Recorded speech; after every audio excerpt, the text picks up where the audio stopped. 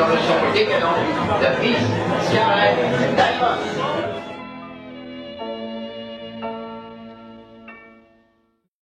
Scarlett, tu nous as fait un show, est-ce que tu peux nous raconter un petit peu ce que tu as fait ce soir, comment tu as vécu la soirée?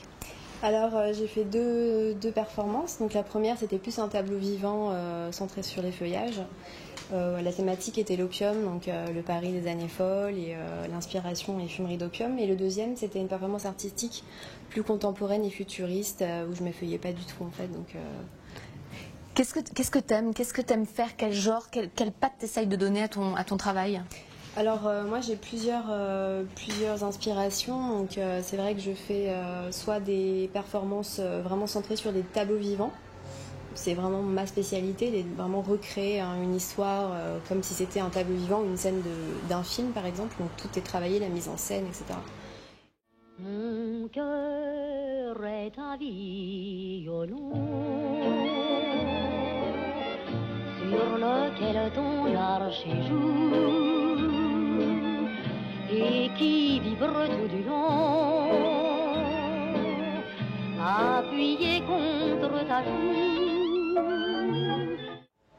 Elle s'effeuillait comme ça dans un lieu privé, avec les gens très à proximité, c'est pas un peu curieux? Non, pas du tout. non, j'ai l'habitude en fait. Ça fait 4 ans que je travaille en fait ici, donc c'est vrai que j'ai l'habitude, à force d'avoir les gens tout près de moi.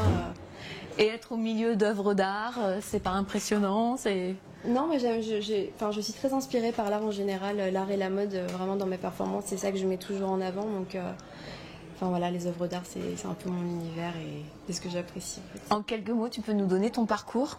On devient effeuilleuse comment?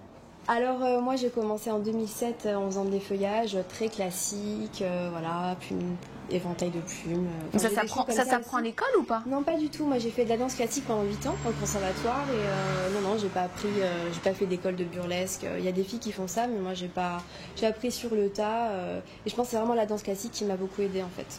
C'est quoi ta recherche, ta quête? Moi, c'est vraiment, en fait, c'est un peu la quête du sublime, quoi, de l'esthétisme, vraiment du visuel.